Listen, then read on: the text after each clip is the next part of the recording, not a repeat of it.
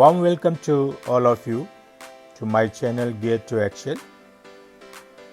I Pradeep would like to thank all of you for sharing and subscribing to our YouTube channel. In today's topic, we will discuss some questions and answers related to boiler water treatment and corrosion. Boiler water treatment and corrosion. Need for boiler water treatment. Why do we need it? We need it to prevent scale formation, to prevent acidic corrosion. Explain why the condition of the feed and boiler water needs regular attention. Regular attention and monitoring is very necessary because of the efficiency of the boiler. Therefore, the quality and quantity of the steam generated depends on the condition of feed water. The condition of the water can be monitored or attended by the following. Number 1, alkalinity test or pH value. If the feed and boiler water becomes acidic, then the water acts as an electrolyte and promotes galvanic action, especially when there are different materials present in the feed system.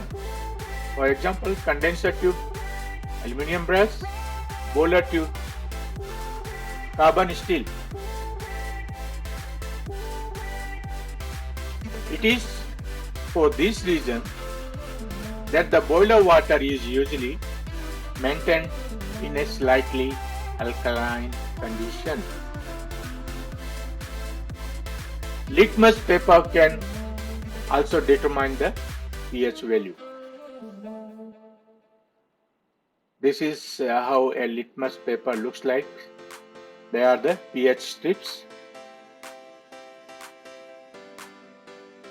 If pH value is less than 7, water is acidic and electrochemical corrosion can take place.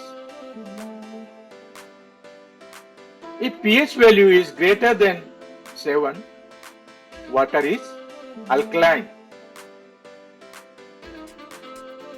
and if pH value is 7, water is said to be neutral. Slightly alkaline, 8.3 to 9.5, depends on the system, is the better one. Sodium hydroxide chemical is usually added to maintain the pH value.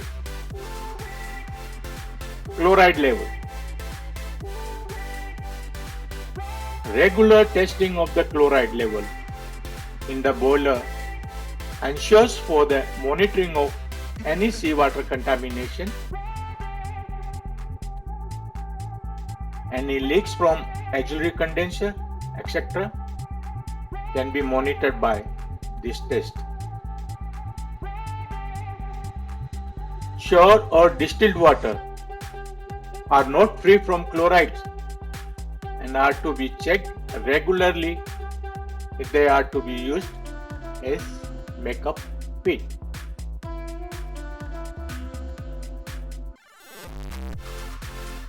Phosphate level. Sodium phosphate, which are usually added as treatment chemicals, act as water softeners. They precipitate the scale forming compounds, especially calcium sulfate, that is hard scale, from boiler water to prevent scale deposits adhesion called SDA. To keep scale forming compounds in loose and non-adherent slush, sodium hydrogen phosphate is usually added. Conductivity or hardness test. It is measured in microsiemens per centimeter. The reading determines the hardness of water, which is the total dissolved solids TDS value. Instrument for checking conductivity is conductivity meters. This is how it looks like.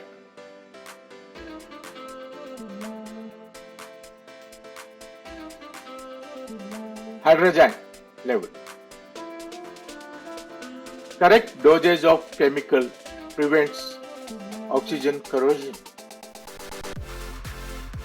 N2H4 plus O2 is equal to N2 plus 2H2O. Oil leakage. Most oil leakages can be sighted at the observation tank, which is usually fitted with a slide glass. The source of leakage can then be detected and taken care of. Blowdown. The first 4 tests mentioned will determine the frequency of blowdown. Those 4 tests, which we have already mentioned, that will determine how much blowdown you need to do. The oil leakage can normally be skimmed off the observation tank and also followed up with scum blowdown.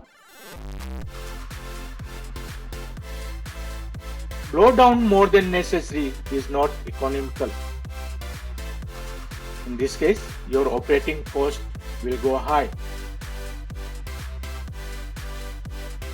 Chemical treatment. Appropriate chemical treatment can be determined from the boiler water condition.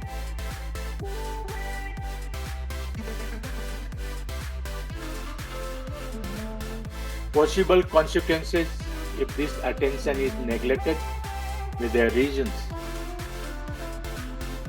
Consequences are generally: number 1, corrosion, which weakness of the tube cell, reduction of working pressure. This is an example for the corrosion, boiler tube corrosions. You can see.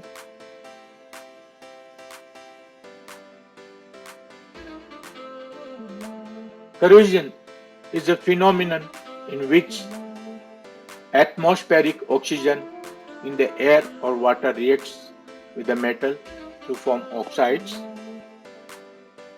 And corrosion in marine boilers is a phenomenon in which the oxygen that is dissolved in the water inside the boiler reacts with the metal of the steam boilers.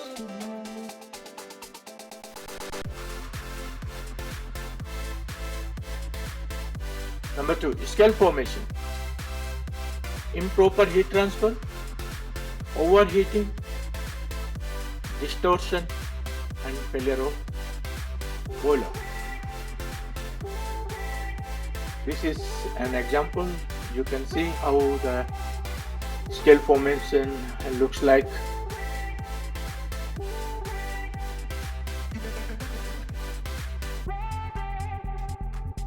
Scale formation, depending upon the chemistry of the feed water, different types of scale or deposits develop on the boiler tubes, which affect the heat transfer taking place in boiler. Water is solvent because of large number of compounds which can be dissolved in water. Every substance can be dissolved only up to a certain limit in the water called solubility of that substance. When the amount of a substance in the given water increases beyond this solubility limit, it starts to precipitate at the bottom. To produce steam, we need to supply boiler with feed water. Natural water contains many salts like calcium, magnesium, etc. in it. They are not seen because they are dissolved in the water. As their quantity is below the solubility limit in the water, that is the reason they are not seen. When this feed water goes into the boiler, it is evaporated. The salts being left behind. As a result, the concentration of salt goes on increasing, and when it crosses the solubility limit of the water, the salts get deposited at scales. This type of scale is formed during the operation of the boiler.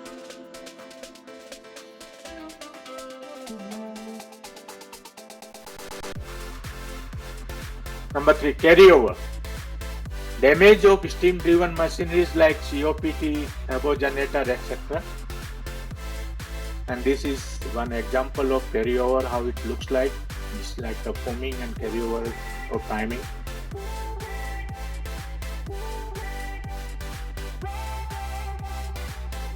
Carryover, also known as priming, in any solid, liquid or vaporous contaminant that leaves a boiler with the steam.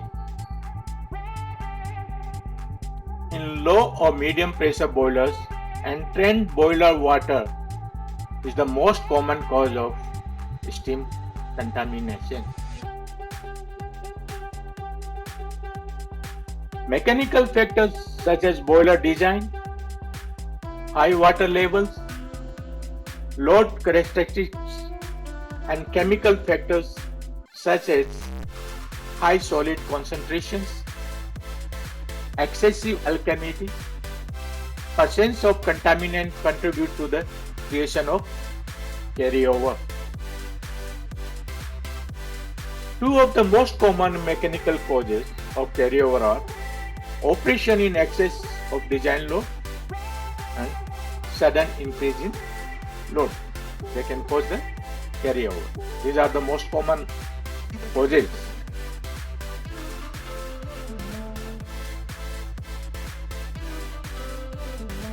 Foaming is one of the mechanisms of chemical carryover.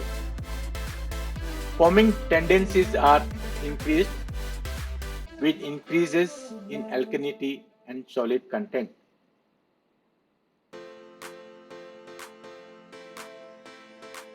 Oil and other organic contaminants can react with the boiler water alkalinity to give crude surface active materials which cause foaming and carryover.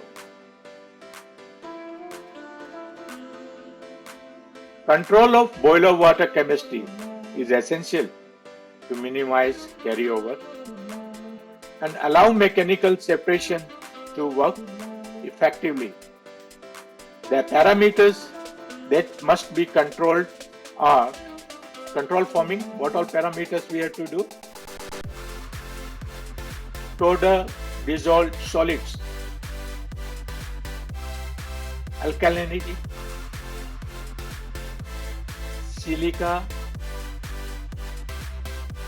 organic contamination.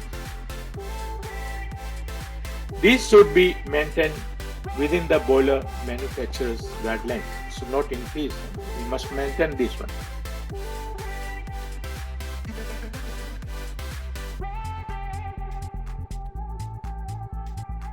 Alkalinity level or pH value.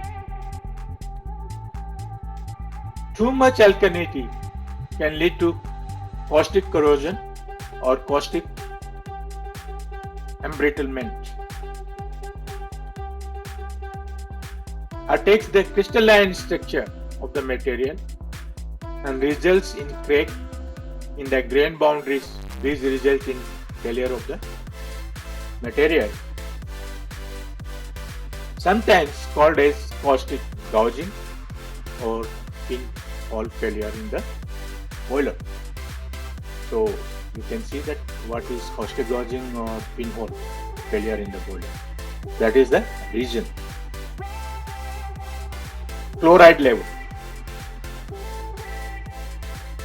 Very high chloride level can lead to hydrochloric acid formation, acidic corrosion, mainly due to seawater contamination. Also, very high minerals like carbonates, sulfates lead to high TDS and heavy scale formation.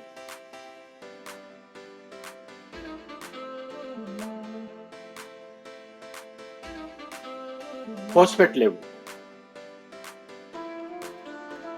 Lack of phosphate can lead to scale formation. Too much phosphate can lead to very high total dissolved solids. Number 4, conductivity or hardness. Very high TDS can lead to foaming, priming and carryover. Drop in efficiency or damage of steam operated machineries. Incorrect water level indication, either a remote gauge or a local gauge.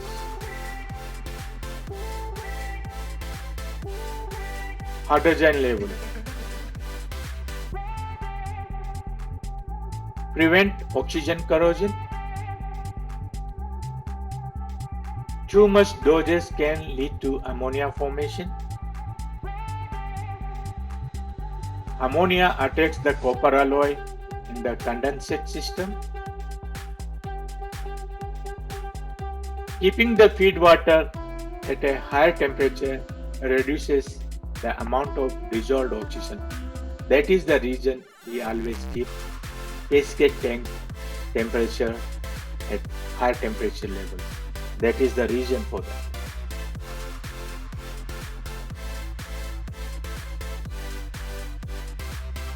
Oil leakage.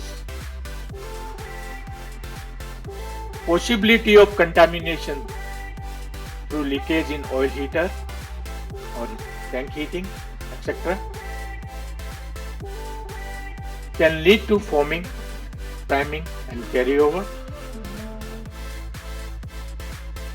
It can impair heat transfer. Blowdown. Too much blowdown can cause wastage of water and chemicals. Economic factor. With this, we come to end of part 1 for this topic. Thanks for watching and subscribing to Gear to Excel. Thank you so much.